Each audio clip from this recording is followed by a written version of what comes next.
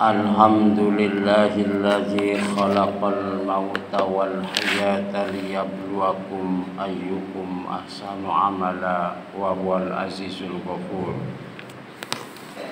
Asyhadu an la ilaha illallah wahdahu la syarikalah wa asyhadu anna Muhammadan abduhu wa rasuluh. Allahumma sholli wa sallim ala sayyidina wa maulana Muhammadin la nabiyya ba'dah wa ala alihi wa sahbihi wa man tabi'ah, amma ba'du. Ayyuhal hadirun, ittaqullaha haqqa tuqatih wa la tamutunna illa wa antum muslimun. Wa qala ta'ala fil Qur'anil 'azim, a'udzu billahi minasy syaithanir rajim. Al-yawma nakhtimu 'ala afwahihim wa tukallimuna aydihim wa tashhadu arjuluhum bima kanu yaksibun.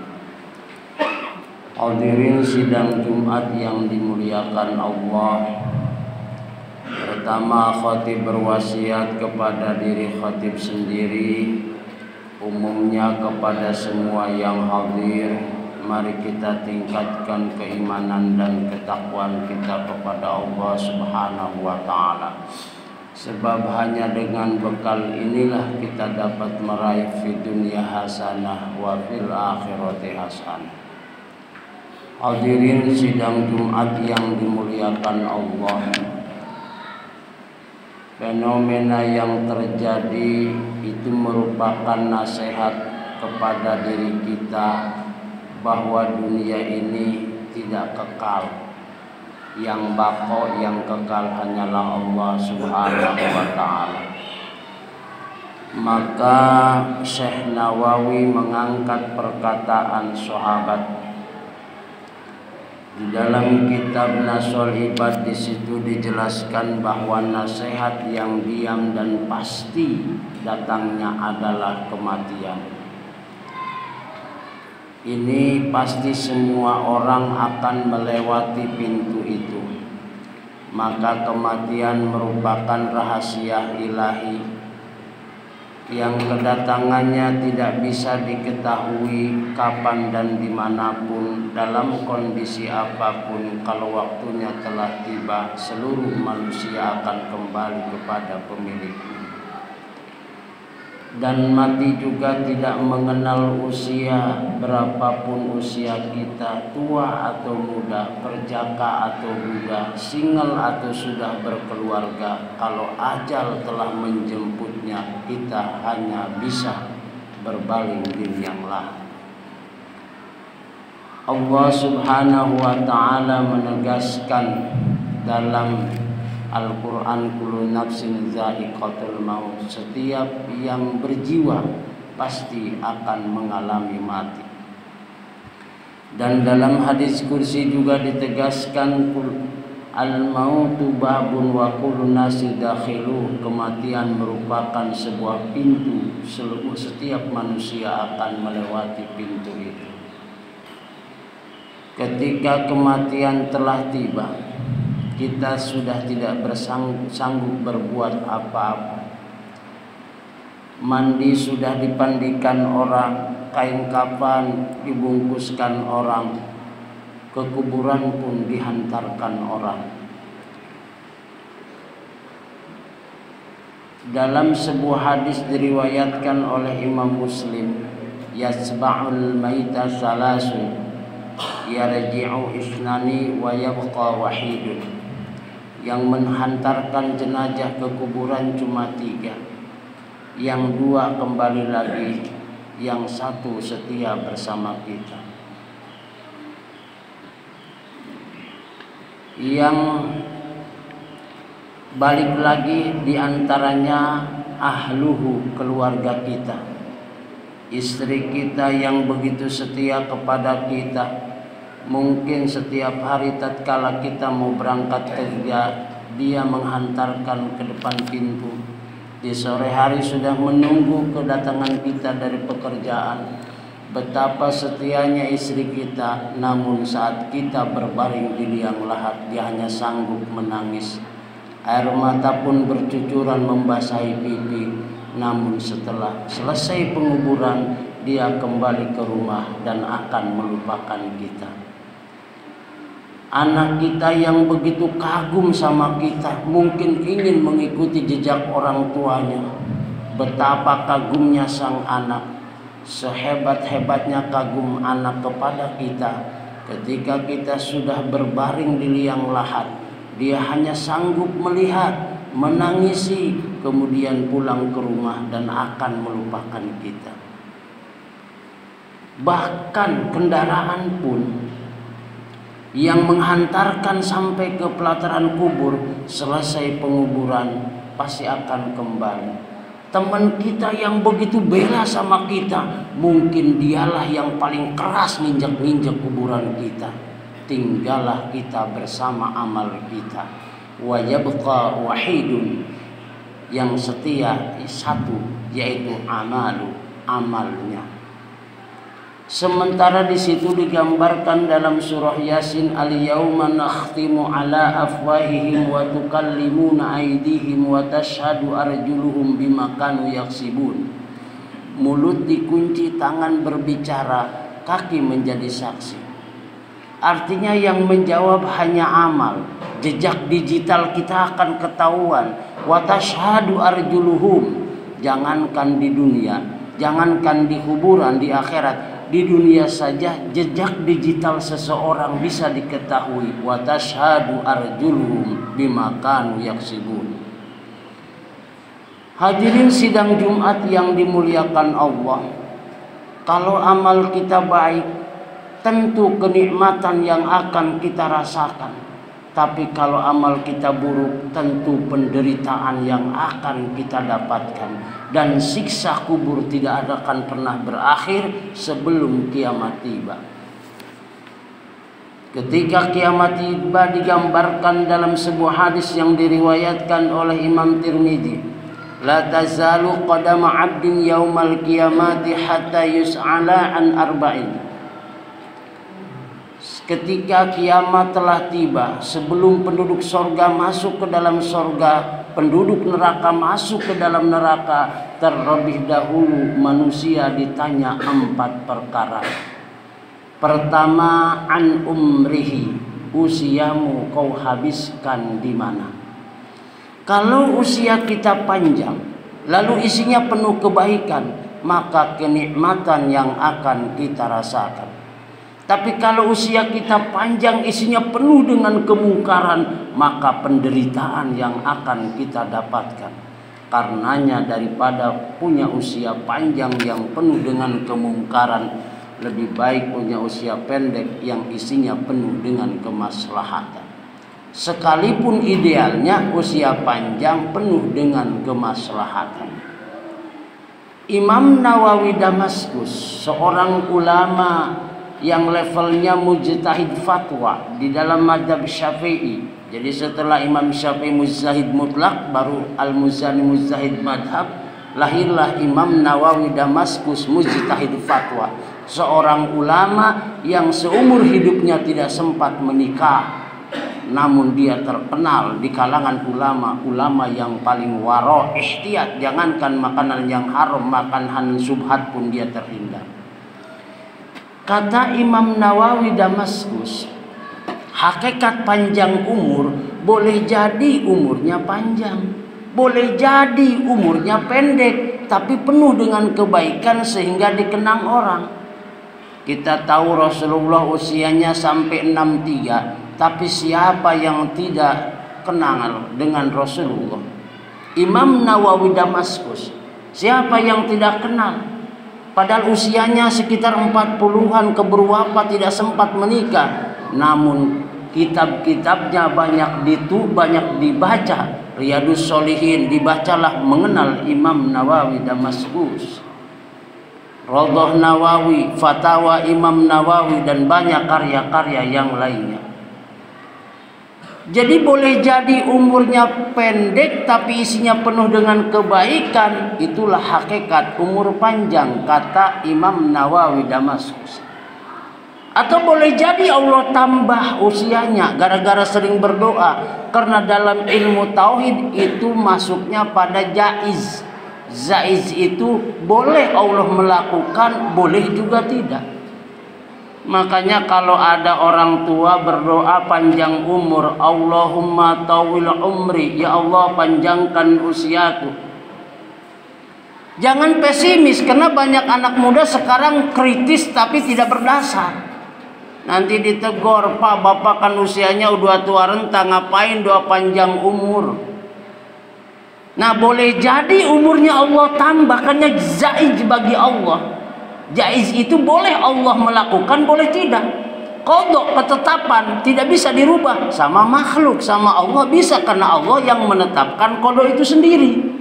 Tapi boleh jadi usianya tidak ditambah, tapi banyak melakukan kebaikan sehingga dikenal orang. Hadirin sidang Jumat yang dimuliakan Allah. Jadi yang pertama ditanya adalah, usiamu kau habiskan di mana? Yang kedua, an ilmihi bima amila bi. Ilmumu kau pergunakan untuk apa? Dengan ilmu persoalan jadi mudah.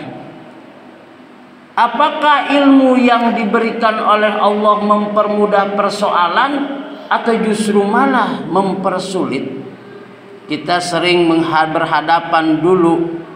Di kalangan birokrasi ada slogan, kalau bisa dipermudah kenapa dipersulit. Tapi realita yang kita hadapi, kalau bisa dipersulit kenapa dipermudah. Termasuk pada dunia perdukunan, para ustadz. Sebetulnya masalah mudah, cuma dicari cara biar keluar duit, akhirnya disulit-sulitin. Misalnya bapak datang ke tukang jampe, tukang obatin. Padahal mudah sebetulnya, cuma syaratnya harus ini kan bapak nyerah, akhirnya keluar uang. Apakah ilmu yang kita miliki mempermudah persoalan atau justru malah mempersulit? Ilmumu kau pergunakan untuk apa? Yang ketiga yang jadi pertanyaan, ammalihi min aina tasabahu wa fima anfaqahu. Hartamu kau dapatkan dari mana, dibelanjakan kemana? Sebab boleh jadi dapatnya baik-baik, keluarnya tidak baik. Atau boleh jadi dapatnya tidak baik, keluarnya baik. Cuma di sini ulama memberikan satu analogi, satu gambaran. Kalau kita sodako dari harta yang didapat tidak baik, laksana bikin kue dari kotoran. Kue tetap terbentuk jadi, cuma sayang tidak akan pernah bisa dimakan. Hasil judi pakai sodako, jadi sodakonya, tapi pahalanya wallahu a'lam bissawab. Hadirin sidang Jumat yang dimuliakan Allah. Maka dalam dunia fikih, pertama mau ibadah syaratnya toharah, bersuci. Suci dalam konteks fikih artinya bersih dari najis. Tapi suci dalam konteks tasawuf artinya bersih dari barang haram. Makanya nanti beda sudut pandang tasawuf sama fikih. Kalau fikih itu kan hanya bicara sah dan tidak sah. Pak, sholat saya sah atau tidak? Jelas. Kamu melakukan syarat dan rukun, melakukan sah. Tapi kalau tasawuf nggak bisa begitu. Pertanyaannya, Pak, sholat saya diterima atau tidak? Itu nggak ada yang bisa jawab. Cuma tasawuf memberikan gambaran kalau sholat Anda mau diterima, pertama harus suci pakaian dan badan. Apa suci pakaian? Pakaiannya jangan gosok, jangan nyolong. Sah kita sholat dengan sejadah orang, sah secara fikih, tapi alamat tidak akan pernah diterima. Gosok itu artinya menggunakan barang orang tidak meminta izin, itu namanya gosok. Nyuri tidak, cuma menggunakan, memanfaatkan barang orang, kita tidak minta izin kepada si pemilik, dan itu dihukumi haram. Jadi yang pertama adalah, yang ketiga, dari mana didapat dan kemana dibelanjakan. Namun psikologis uang, bias ada pepatah barat mengatakan easy come easy go, mudah datang mudah pergi. Kharaja kama ata, keluar itu sebagaimana datangnya. Biasanya kalau hartanya yang didapat dengan mudah, keluarnya mudah. Hasil yang bukan uang gaji, pejabat dermawan. Tapi kalau hasil gaji, dia mikir, hujan gede cepat berhenti, hujan gerimis lama berhentinya. Itulah hukum alam yang mengajarkan kepada kita. Yang keempat yang dipertanyakan, an jismihi, jasadmu kau pergunakan untuk apa? Syekh Adjarnuji, seorang penulis kitab Ta'limul Muta'alim, ini muridnya Imam Hanafi, menggambarkan di dalam karyanya bahwa nafsuka mataituka farkuk biha, jasadmu adalah kendaraanmu, sayangilah dia. Siapa pengemudinya? Ruh. Maka yang dipertanyakan, jasadmu kau pergunakan untuk apa? Kalau jasad diciptakan, kalau ruh dihembuskan. Karena ruh hembusan Tuhan, maka dia akan kembali kepada Tuhan yang kita sebut inna lillahi wa inna ilaihi raji'un. Ruh lama diciptakannya, lebih tua. Bahkan di dalam dunia ruh kita diciptakan bareng. Sementara jasad belakangan. Boleh jadi anak SD, ruhnya udah tua. Makanya Bapak jangan heran kalau ketemu dengan orang lalu kita ingat, kayaknya saya pernah bertemu dengan orang ini di mana ya? Itu di alam ruh sudah bertemu. Tinggal di alam jasad itu terjadinya. Saya pernah ke sini kapan ya? Itu di alam ruh sudah terjadi. Hadirin sidang Jumat yang dimuliakan Allah, semoga dengan mengingat kematian menyadarkan kita pada sabda Rasul, kun fi dunya ka'annaka gharibun a'abirus sabil, jadilah kau di dunia laksana pengembara atau sekedar orang lewat. Bagaimana pengembara? Seorang perantau, saya yakin karena saya juga ngalamin merantau selama 12 tahun di Jakarta, sambil kerja, sambil ngaji, sambil ngajar, sambil kuliah. Itu perantau sakit-sakit sedikit pasti kerja. Kenapa? Dia sadar diri kalau dia tidak punya apa-apa, kepada siapa saya harus meminta. Maka perantau rata-rata energik, disiplin, sakit-sakit dikit kerja. Tapi sehebat-hebatnya perantau mencari uang, tetap tersirat di dalam hatinya, di masa tua nanti saya ingin kembali ke kampung halaman di mana saya dilahirkan dan dibesarkan. Dunia ini tempat merantau. Seenak-enaknya kita di dunia, pasti pada gilirannya akan kita kembali kepada Allah. Maka kita disebut inna lillahi wa inna ilaihi raji'un. Artinya apa? Silahkan kau kejar duit, silahkan kejar kekayaan, silahkan kejar pangkat dan jabatan. Tapi ingat, itu bukan tujuan, tapi alat untuk mencapai tujuan. Apa tujuannya? Keridhaan Allah subhanahu wa ta'ala. Islam tidak melarang kaya, Islam tidak melarang semangat mencari duit. Yang dilarang adalah itu dijadikan tujuan. Harusnya itu dijadikan alat untuk mencapai tujuan. Bahkan dalam Islam, orang yang etos kerjanya tinggi, orang pekerja itu dihargai. Al-kasbu karimun indallah, orang yang berusaha mulia di hadapan Allah. Bahkan Islam menghargai kalau ada seseorang berangkat kerja demi keluarganya, supaya keluarganya tidak kelaparan, lalu dia meninggal di jalanan, itu syahid fil akhirah. Di kuburan dia tidak akan pernah mendapatkan siksa kubur. Karena pesan Allahnya apa dalam Quran? Ku anfusakum wa ahlikum naro, jagalah dirimu, keluargamu dari neraka. Neraka dunia ya kelaparan, kesusahan. Jadi betapa dahsyatnya. Maka dalam dunia fikih, pertama orang misalnya nggak boleh sedekah keluar kalau masih di dalam kelaparan, haram hukumnya. Buat anak istri aja kekurangan, bergaya supaya disebut hebat sama orang, itu haram dalam dunia fikih. Jangan coba-coba, ada aturannya. Jadi sangat menghargai, silahkan kejar. Tapi semuanya untuk mendapatkan keridhaan Allah Subhanahu wa Ta'ala. Hadirin sidang Jumat yang dimuliakan Allah, dengan mengingat kematian, menyadarkan kita bahwa pada akhirnya kita akan mengalami juga. Bapak, saya, semuanya seenak-enaknya hidup di dunia, toh pada akhirnya kita akan meninggalkan dunia ini. Dan kita belum tentu dikenal orang, belum tentu diingat sama orang, bahkan sama anak dan istri. Kita lihat aja orang tua kita, kapan kita ingat sama orang tua kita yang sudah meninggal? Jarang, paling banter setahun sekali. Maka di dalam kitab Targhib wa Tarhib dijelaskan penyebab mudahnya rizki salah satunya sering-seringlah berdoa, mendoakan orang tua yang sudah meninggal. Ini di dalam kitab Targhib wa Tarhib. Sering-seringlah mendoakan orang tua yang sudah meninggal. Hadirin sidang Jumat yang dimuliakan Allah. Bismillahirrahmanirrahim. Wal asri